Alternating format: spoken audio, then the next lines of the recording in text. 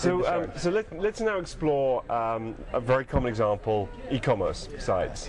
And I've mapped this out. I think this is a reasonable example of a simple e-commerce site: homepage, product categories, and then products. Yep. Yeah. And this would be more like we were saying, the brainwave model versus Amazon. Amazon's certainly going to have category, subcategory.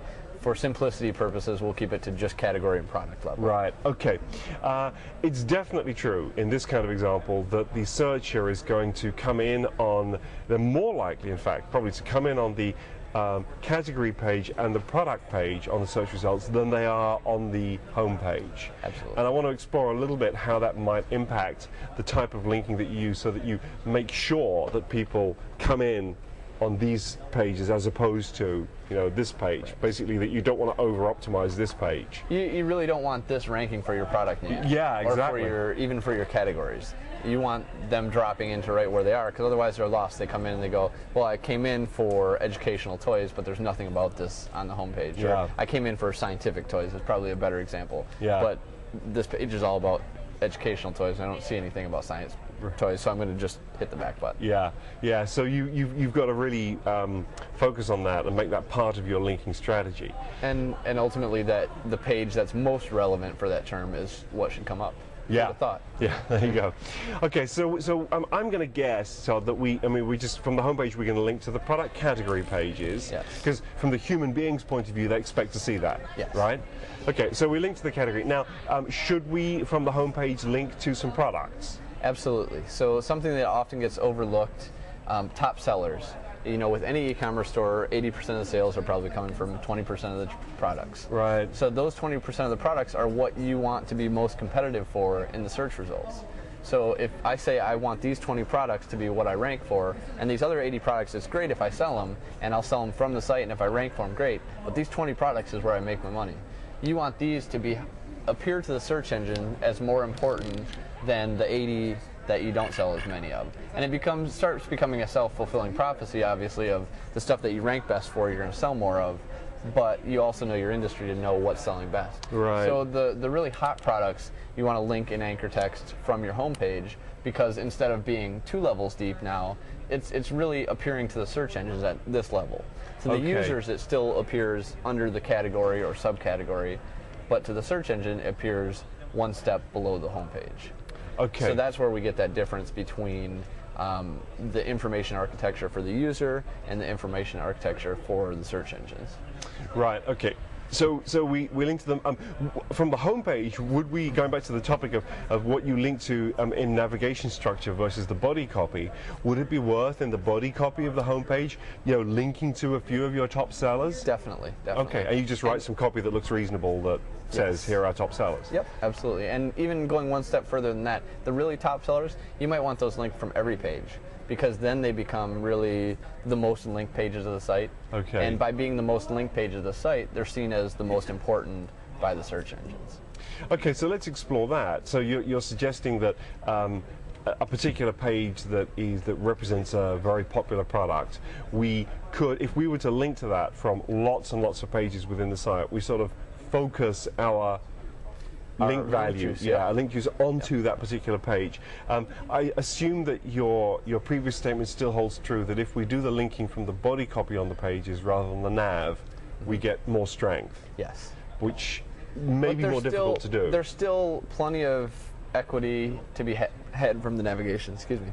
So there's still plenty to be had there from the navigation. So that's not to say, you know, disband the navigation and don't do it there. It's just saying that if you have words around it, the body copy is going to be the most valuable links. Okay, all right. So when we link from the home page to these pages, that's all straightforward. What about from the category to the product? I assume there that we just end up, it's like a directory listing. You sort of got to link to everything. Yes, I would say you really have to list all the products within the category. Now, that being said, we were talking earlier about Tedster's term, French fry pages. I love the term French fry pages. And what a French fry page is really is a product that people probably aren't going to come into the site for. And where the term French fry page comes from is, would you like some fries with that? So you have your hamburger here, nobody's going to search for fries on a search engine, we'll just say. And I'll give a better example in a second. But we're just saying, would you like some fries with that? The search engines are nobody's going to come through a search for fries. Right. Just as the example. And so that's where the term French fry page comes from. A real world example would be something like cell phones. If we're selling cell phones at this level, people are very, very unlikely to search for, a BlackBerry certain kind of cover. And if they do, they're probably searching for BlackBerry cover, so you have one term where you might have 20 variations of that product. You might have a black one, a blue one, a red one, a green one, a polka dotted one, and you don't want all of those in the search engine index. Okay. Because those are really diluting your link popularity.